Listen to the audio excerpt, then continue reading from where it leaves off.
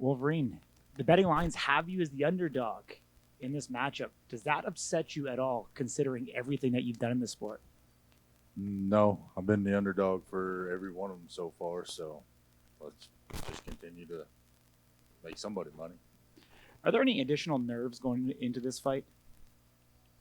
No, I mean, I'm a little frustrated, but as far as nerves or nervous, no. Where does that frustration come from? All the all the bad talking. Um, yeah, I don't like it. What's your honest thoughts on Austin Turpin? My honest thoughts is he does something that the sport needs. I mean, every sport needs that villain type guy. The problem is it's just the wrong guy to do it to right now. There was quite a bit of laughter during the face-off from you. Did Austin do something in particular that made you, giggle? Yeah, he told me to look him in his eyes. So I looked him in his eyes, didn't break eye contact, and just smiled at him the whole time. The light heavyweight is incredibly deep. Through and through, you're the first, champion to to win a title in two different divisions. Is this kind of your home? Is this where you want to stay at light heavy? Yeah, 205 is great. I started out in heavyweight, but I was at the bottom of the class. When I cut there to go against AJ, it was a tough cut, but this time it was real easy, and I didn't have to lose much weight. So yeah, this is where I'm going to be. There was a new rule change. I think a few new rule changes since the last time. Have you changed up how you're training or changed up any strategy? No, I mean, unlike Turpin, I don't make mistakes. I've never been called for a foul or anything else, so I'm just going to keep on doing what I do. Can you talk to me a little bit more about that face-off? Because, there was a lot of sounds and, emotion coming from him. What were you thinking during that? I was just smiling at him the whole time because he thinks I'm intimidated just because I'm quiet. So I was just giving him a smile to let him know I'm here, and I didn't break eye contact. Usually I don't like looking somebody in the eye. I just look away, but I just wanted him to know I'm here. I was wondering, there's obviously some bias about slapping first. Some people think that it's an automatic win. Other people think that it's not. If you watch, we know it's not. Do you think though that as a champion that you should be given that honor, that should just be a rule that all champions slap first? I think so, personally. The challenger, I mean, that's just what he is. He's challenging. He's got to prove that he can take the hit in order to give one. So I think it should be champions go first, but they do it by coin toss, and I'm 0-4 in coin tosses. So, I mean, obviously it's not who goes first wins. So, would you change your strategy if you got to slap first?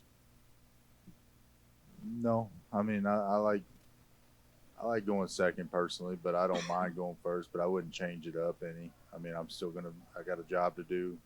It's what they pay me to do, to go out there and win. So it's where I'm going to keep it. Ron, Willie Ramirez with the Associated Press. Power Slap 1, I sort of did a scene-setting article. I know I had interviewed you after you won the title. What I came to learn was the Polynesian culture and the background and how long they've been doing it. You've been doing it since 2019. You come a long way from – you grew up a long way from islands, right, in yes, Hawaii. Sir.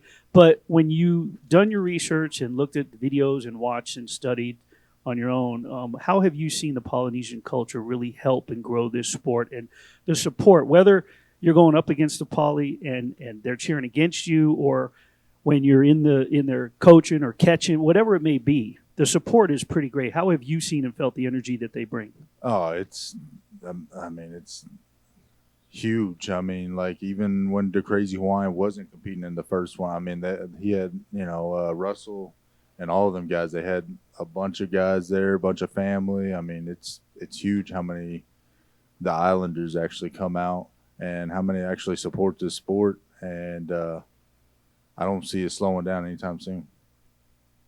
I forgot I had a question. This is a silly one. A couple of us drove by Apex and saw you maybe look like you were gardening in the what were you doing out there? I was talking on the phone, they wouldn't let me go get my rental car yet. So I was just calling to make sure they were still holding on to it.